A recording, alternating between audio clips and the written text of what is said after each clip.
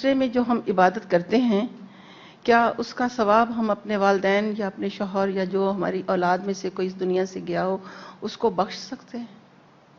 جہاں تک اپنے فوت شدہ رشتہ داروں کو ثواب پہنچانے کا تعلق ہے تو ان کے لیے سب سے بہترین چیز دعا ہے۔ نبی صلی اللہ علیہ وسلم نے فرمایا کہ مرنے والا اپنے قبر میں ڈوبتے ہوئے فریادی کی طرح ہوتا ہے، اور وہ اپنے پیچھے والوں کی طرف سے دعا کا منتظر ہوتا ہے۔ تو مردے کو جب دعا دی جاتی ہے، یعنی ان کی بخشش کی دعا، ان کے درجات کی بلندی کی دعا، تو اس پر وہ جتنا خوش ہوتا ہے، یعنی وہ دعا جب اس کو پہنچتی ہے تو اس سے بڑھ کر وہ کسی چیز پر خوش نہیں ہوتا۔ یعنی اسے اس بات کی پرواہ نہیں ہوتی کہ وہ اپنے پیچھے اور کیا چھوڑ کر گیا ہے، یہ پیچھے والے اور کیا کر رہے ہیں۔ اسے اس وقت بہت خوشی ہوتی ہے جب اسے دعا کا تحفہ ملتا ہے۔ تو آپ جو بھی نیک عمل ان دنوں میں کریں، جب اپنے لیے دعا کریں تو اپنے فوت شدہ عزیزوں کو، دوستوں کو ان دعاؤں میں شریک کر لیں۔ اس کے علاوہ ان کی طرف سے صدقہ خیرات بھی کر سکتے ہیں۔ پھر اگر ان کے اوپر حج فرض تھا تو ان کی طرف سے حج بدل بھی کیا جا سکتا ہے۔ جی، کوئی اور سوال؟ میرا سوال یہ ہے کہ حج پہ جب جاتے ہیں تو وہاں اگر کوئی بیمار ہو جائے یا پوری نمازیں نہ ادا کر سکے تو اس کا حج ہو جاتا ہے؟ اب دیکھیے کہ نماز ایک الگ مستقل عبادت ہے، حج ایک الگ عبادت ہے۔ ان دونوں کا مقام اپنی اپنی جگہ۔ ایسا نہیں ہوتا کہ اگر ایک عبادت آپ نہیں کر سکے تو دوسری عبادت بھی قبول نہیں، لیکن نماز کی اہمیت اپنی جگہ ہے۔ اب یہ نہیں ہو سکتا کہ ایک شخص حج پر گیا ہے اور وہ نمازیں چھوڑ دے۔ وہاں تو عموماً یہ دیکھا گیا کہ نماز زیادہ ذوق و شوق سے پڑھی جاتی، لیکن بیماری اپنی جگہ ہے۔ تو بیماری میں بھی ہمارے دین نے ہمارے لیے بڑی سہولت رکھی ہے کہ اگر کوئی شخص کھڑا ہو کر نماز نہیں پڑھ سکتا تو بیٹھ کر پڑھ لے، بیٹھ کے نہیں پڑھ سکتا، ٹیک لگا کے پڑھ سکتا تو ٹیک لگا لے، اشارے سے پڑھ لے، وضو نہیں کر سکتا تو تیمم کر لے۔ تو جب تک انسان کو ہوش ہے تو خواہ وہ بیمار ہے، اسے نماز نہیں چھوڑنا۔ اور اگر بے ہوشی کی حالت ہے، بعض اوقات وہاں پر سٹروک ہو جاتے ہیں یا ایسے بخار ہو جاتا ہے کہ انسان کو دنیا و ما فیہا کا ہوش نہیں رہتا، تو ایسی صورت میں انسان اگر ہوش میں آتا ہے تو ان نمازوں کو قضا کر سکتا ہے اور اس کا حج پر اثر نہیں پڑتا۔ اگر کسی کے پاس وسائل کی کمی ہے تو وہ حج نہ کرے؟ اب دیکھیے کہ حج تو صاحب استطاعت پر ہی فرض ہے، اور نیت بھی حج کی اسی کو کرنی ہے جس پر حج فرض ہو چکا ہے۔ لیکن وہ لوگ جو صاحب استطاعت نہیں لیکن حج کا بہت شوق رکھتے ہیں، وہ اپنے دل میں ایک ارادہ رکھیں، اللہ سے دعا کریں، اللہ تعالیٰ ان کے اس شوق اور ارادے کو دیکھتے ہوئے ہو سکتا ہے ان کے لیے وسائل مہیا کر دے، کیونکہ حالات ایک طرح نہیں رہتے۔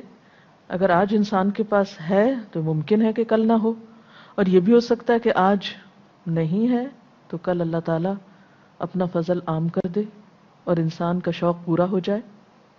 لیکن اس کے ساتھ ساتھ آپ دیکھتے ہیں اللہ تعالیٰ کی کتنی کرم نوازی ہے کہ جو لوگ وہاں تک نہیں بھی جا سکتے وہ اپنے گھر میں رہ کر ان 10 دنوں میں اچھے سے اچھے عمل کر کے اللہ تعالیٰ کا قرب پا سکتے ہیں۔ جی، کوئی اور؟ میرا سوال یہ ہے کہ 9 ذی الحج کا روزہ گناہوں کا کفارہ ہے جیسا کہ آپ نے بتایا، کہ اس میں سارے گناہ شامل ہوں گے، صغیرہ کبیرہ گناہ؟ جہاں تک گناہوں کے کفارے کا تعلق ہے تو عموماً ایسی احادیث یا ایسے فضائل جن جگہوں پر بیان کیے جاتے ہیں تو اس سے مراد صغیرہ گناہ ہی ہوتے ہیں، لیکن بات یہ ہے کہ معاف کرنے والی ذات تو اللہ کی ہے، اور جب ایک انسان سچے دل سے توبہ کرتا ہے تو گناہ کتنا بھی بڑا ہو اللہ تعالیٰ اس کو معاف کر سکتا ہے۔ تو جب بھی کوئی نیک عمل کرے اور جب بھی گناہوں کی معافی کی دعا کریں تو اس میں اللہ کی ذات سے پوری امید رکھیں۔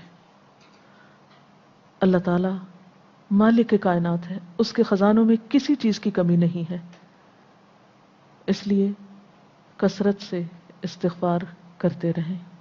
میں اپنے والدین کی طرف سے حج کرنا چاہ رہی ہوں اور میرا بھی حج ابھی باقی ہے، فرض ہے مجھ پر، تو اس طرح میرا حج پورا ہو جائے گا؟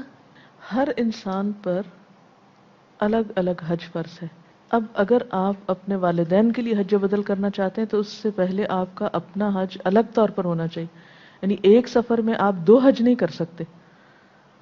اگر آپ اپنا حج بھی کرنا چاہتے ہیں اور اپنے والد یا والدہ کا حج بھی کرنا چاہتی ہیں تو پہلے اپنا کر لیجئے اور اس کے بعد اگلے کسی موقع پر ان کی طرف سے کر لیجئے. ایک سفر میں ایک وقت میں 2 حج نہیں ہو سکتے.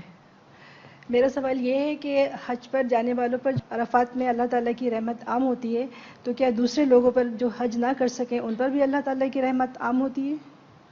بات یہ ہے کہ اللہ تعالیٰ کی رحمت تو ہر چیز پہ چھائی ہوئی ہے. اس میں کوئی شک نہیں کہ عرفات والوں پر اللہ تعالیٰ کی خاص رحمت ہوتی ہے، لیکن اس کا مطلب یہ نہیں کہ جو وہاں پر پہنچ نہیں سکا وہ اللہ کی رحمت سے محروم ہو گیا. ہرگز ایسا نہیں. اللہ تعالیٰ بندے کے ساتھ اس کے گمان کے مطابق ہوتا ہے. اللہ تعالیٰ ہماری صرف ظاہری حالت کو نہیں دیکھتا، وہ ہمارے دل کو بھی دیکھتا ہے کہ اس میں وہاں تک پہنچنے کی کتنی تڑپ تھی اور کس شخص کو کس مجبوری اور کس عذر نے روک لیا. وہ اپنی نیت اور اپنے شوق کے ساتھ وہاں ہے لیکن جسمانی طور پر یہاں ہے. ایسے میں جس کے اندر جتنی تڑپ ہوگی اتنا ہی وہ اللہ تعالیٰ کی رحمت کا مستحق ہوگا. اس سلسلے میں اس حدیث کو بھی یاد رکھیے جو آپ نے غزوہ تبوک کی واپسی پر صحابہ کرام سے فرمائی تھی. آپ نے فرمایا کہ کچھ لوگ ایسے ہیں کہ جو وادی بھی تم نے پار کی اور جو قدم بھی تم نے اللہ کے راستے میں اٹھایا یعنی جہاد فی سبیل اللہ میں، کچھ لوگ ایسے ہیں جو تمہارے ساتھ نہیں تھے مگر اجر میں تمہارے ساتھ شریک رہے، ان کو عذر نے روک لیا تھا. وہ یہاں تک آنا چاہتے تھے لیکن کچھ ایسی مجبوریوں کی وجہ سے روک لیے گئے یا رک گئے کہ ان کے بس میں نہ تھا یہ سارا سفر. تو صرف ان کے شوق اور نیت اور ارادے کی وجہ سے انہیں بھی اجر میں شریک کرے گئے. اب دیکھیے کہ ایک اور حدیث سے بھی ہمیں یہ پتہ چلتا ہے کہ جب کوئی شخص کسی نیک عمل کا ارادہ کر لیتا ہے تو اللہ تعالیٰ اس کے لیے ایک نیکی لکھ دیتے ہیں صرف ارادے کی وجہ سے. اور اگر وہ عملاً کر لیتا ہے تو پھر جس کوالٹی کا عمل ہوتا ہے اتنے گنا اس کا اجر بڑھا دیا جاتا ہے. جی کوئی اور سوال؟ السلام علیکم. میرا سوال یہ ہے کہ اب تو ایسے مواقع آ گئے ہیں کہ ہر چیز حج کا ایک ایک موقع ٹی وی پر دکھایا جاتا ہے، دعائیں وغیرہ بھی، خطبہ بھی، تو ہم اس وقت کیا کریں؟ الحمدللہ آج ہم ایسے دور میں ہیں کہ ہم حج کی کاروائی یا حج کا خطبہ اور دیگر مناسک کی ادائیگی کو براہ راست دیکھ سکتے ہیں. تو ایسے موقع پر اگر آپ اپنے آپ کو ذہنی طور پر، جذباتی طور پر، احساسات کے ساتھ حاجیوں کے ساتھ شریک کر لیتے ہیں تو انشاءاللہ آپ بھی اس ثواب میں سے حصہ پا سکتے ہیں کیونکہ بات نیت اور ارادے کی ہے. ظاہر ہے کہ اس طرح حج تو ادا نہیں ہوتا لیکن ایک شوق اور ایک محبت کا جو اظہار ہے وہ اپنی جگہ بڑا اہم ہے. اسی طرح خصوصی طور پر جب دعائیں آ رہی ہوں یعنی وہاں پر دعا ہو رہی ہو اور لوگ آمین کہہ رہے ہوں تو آپ بھی ساتھ آمین کہیے.